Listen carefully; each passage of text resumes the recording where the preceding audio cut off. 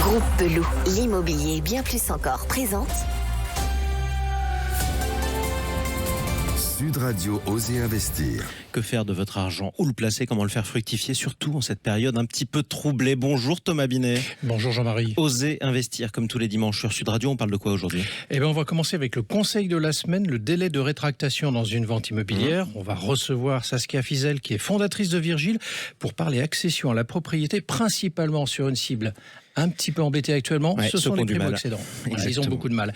Et on terminera avec l'innovation de la semaine. Elle sera consacrée à comment gagner de l'argent avec sa résidence secondaire. Ah, mais ça peut être pratique aussi. Ça, c'est quand on a fini d'être primo-accédant et qu'on continue. Exactement.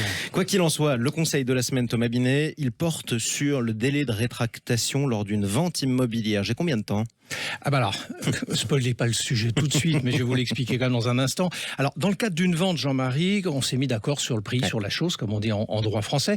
Vous venez de signer donc votre compromis de vente. Ce n'est pas un achat anodin, car il va vous engager quand même pour des années. Donc, on peut avoir des remords, pris de doute, et on se dit, emprunt, qualité du bien, la dimension irrationnelle, coup de cœur, je vais m'y plaire, je vais pas m'y plaire.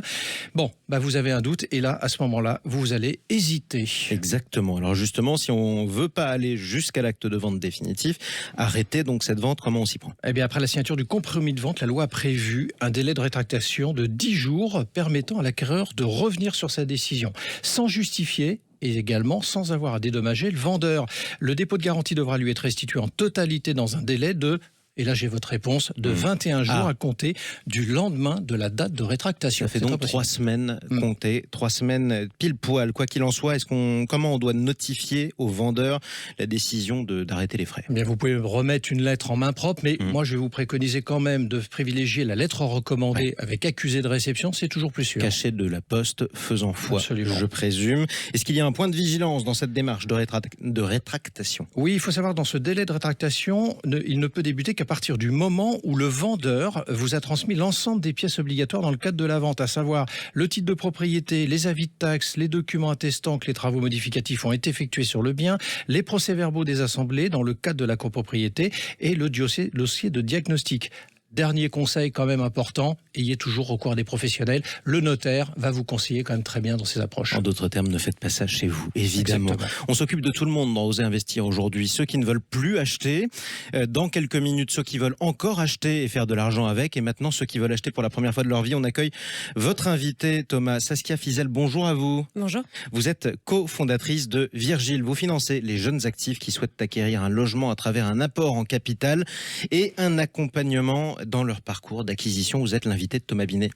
Bonjour Saskia Fizel. Bonjour. La période est chaude dans l'immobilier, dans le monde bancaire. Prix de l'immobilier qui baisse, les prêts qui remontent, le neuf qui s'écroule, les banques aux États-Unis qui déposent le bilan et l'Europe qui est dans la tourmente.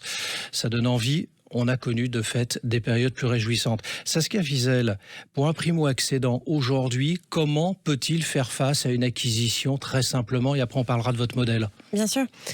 Aujourd'hui, ce qu'on voit, c'est qu'il y a effectivement un resserrement, surtout des conditions d'accès à l'emprunt. Et c'est ça aujourd'hui la grande problématique pour les primo-accédants.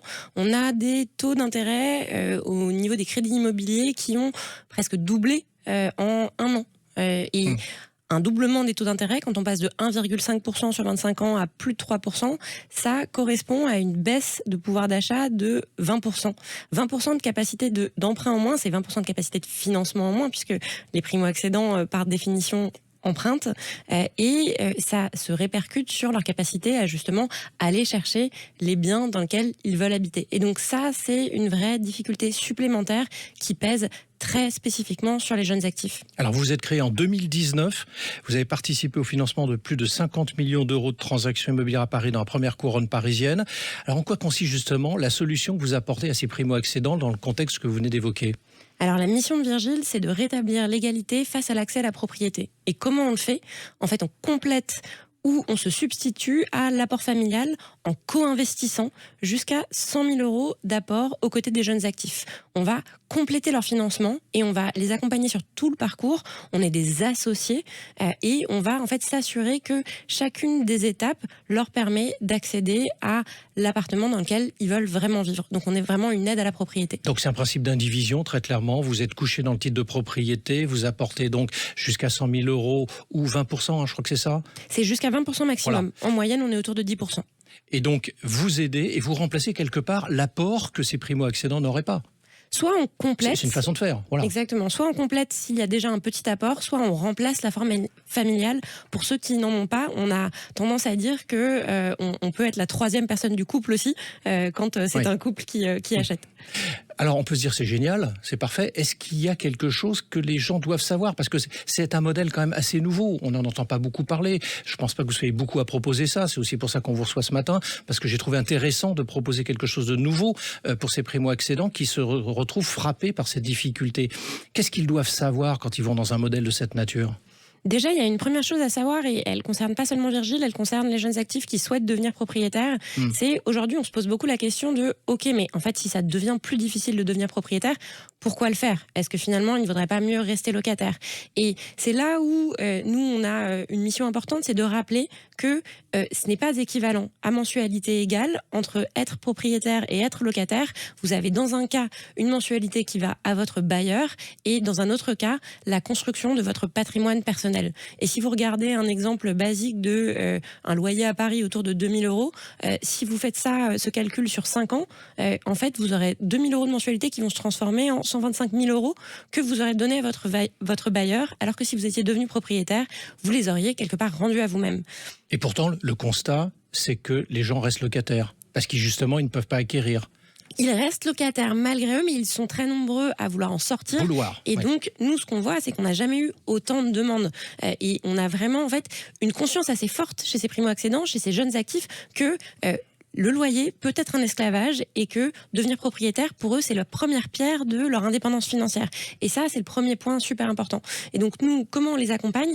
C'est vraiment se dire, en fait, cet apport-là, il va vous permettre d'aller chercher, en fait, un financement qui soit satisfaisant pour vous permettre d'habiter dans les grandes villes où vous travaillez. Donc, de devenir propriétaire sans pour autant devoir renoncer à une chambre entière, une pièce en plus, ou aller habiter à une distance qui soit trop excentrée de votre lieu de travail. Quand vous parlez d'une pièce en plus, globalement, ils perdent 11 mètres carrés.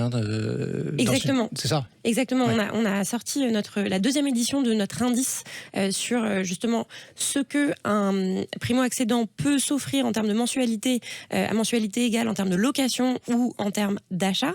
Et ce qu'on voit, c'est à effort financier égal, il y a une différence en moyenne de 11 mètres carrés entre ce qu'on peut louer et ce qu'on peut acheter. Ça, c'est à Paris et en première couronne. Il y aura bientôt un indice sur la France qui va sortir. Et ce qu'on voit quand même, c'est 11 mètres carrés. 11 mètres carrés, c'est pas un petit sacrifice, c'est une pièce. Donc c'est comme dire en fait à un couple de jeunes actifs qui envisagent d'avoir un enfant, en fait non. Il n'aura pas de chambre. Voilà. Il dormira dans le salon. Donc, est-ce que vous avez un point de vigilance particulier à indiquer à nos auditeurs qui voudraient faire une acquisition? À quoi doivent-ils faire attention pour vous qui êtes une professionnelle? Je pense qu'on est dans un moment de marché qui est finalement assez intéressant pour les jeunes actifs aujourd'hui, pour les acquéreurs, car ce qu'on avait vécu jusqu'ici, c'était une période où ils ne pouvaient jamais négocier, ils ne pouvaient jamais prendre le temps d'aller vérifier ce qui se passait dans cet appartement qu'ils allaient quand même acheter pour y rester peut-être 4, 5, 8 ans. Et là, en fait, ce qu'on voit, c'est que comme le marché quelque part, retrouvent une certaine normalité, ils vont avoir la possibilité de faire une contre-visite, d'interroger réellement les vendeurs, de se rendre compte si c'est vraiment l'appartement dans lequel ils veulent vivre. Et ce temps, ils peuvent le prendre, ils doivent le prendre, et il faut en profiter. Parfait. Merci d'être intervenu dans le studio de Sud Radio, en tout cas Sassia Fizel. Merci. On souhaite aussi bon courage à tous les primo-accédants. Je rappelle que vous êtes la cofondatrice de Virgile. Tout de suite, l'innovation de la semaine, c'est avec vous Thomas Binet. Vous allez nous parler d'une solution qui permet de gagner de l'argent avec sa résidence secondaire. C'est l'étape d'après, c'est voilà, c'est ça. Déjà, quand on a la chance d'en avoir, il faut savoir quand même que les résidences secondaires correspondent à 10% du parc de logements en France et qu'elles sont inoccupées en revanche 10 mois par an. Ouais. Et la Covid est aussi passée par là, qui a donné envie à certaines personnes d'acquérir ces maisons. Alors, pour ceux qui ont la chance d'en posséder, ils se disent, bah oui, mais ça a un coût quand même. Alors, comment on peut faire pour le rentabiliser? Et puis, ceux qui veulent en acquérir n'osent pas le faire non plus. Voilà. Et voilà, effectivement, alors vous êtes intéressé à une solution qui s'appelle Mentio.com. Oui, Mentio est une start-up créée en mars 2022, donc il y a un an aujourd'hui, et qui souhaite démocratiser l'accès à la résidence secondaire. Ça fonctionne comment? C'est très simple, il s'occupe de tout, en l'occurrence, si vous souhaitez acquérir demain une résidence secondaire, de la recherche de la maison, l'aspect légal et opérationnel pour les futurs acquéreurs de la résidence secondaire, jusqu'à la rénovation, l'ameublement, en continuant par la gestion locative, diffusion des annonces, sélection des voyageurs, puisqu'on ne peut pas appeler ça des locataires en l'occurrence, l'occurrence, et la conciergerie, gestion du ménage, du linge de maison, enfin bref, tout y passe, au départ et à l'arrivée des voyageurs. On a Justement. presque envie de dire all inclusive. Ça coûte combien en un mot? Eh bien, Mancio applique une commission sur les revenus locatifs qui varie entre 20 à 25% en fonction des régions et des prestations, et c'est sans engagement. Ça peut être assez pratique. Merci beaucoup Thomas Vinet. Merci à vous. On vous retrouve dimanche prochain pour un nouveau numéro Avec d'Oser plaisir. Investir. Le Grand Matin Week-end Sud Radio. Osez investir. Thomas Binet. Avec Groupe Pelou, l'immobilier est bien plus encore.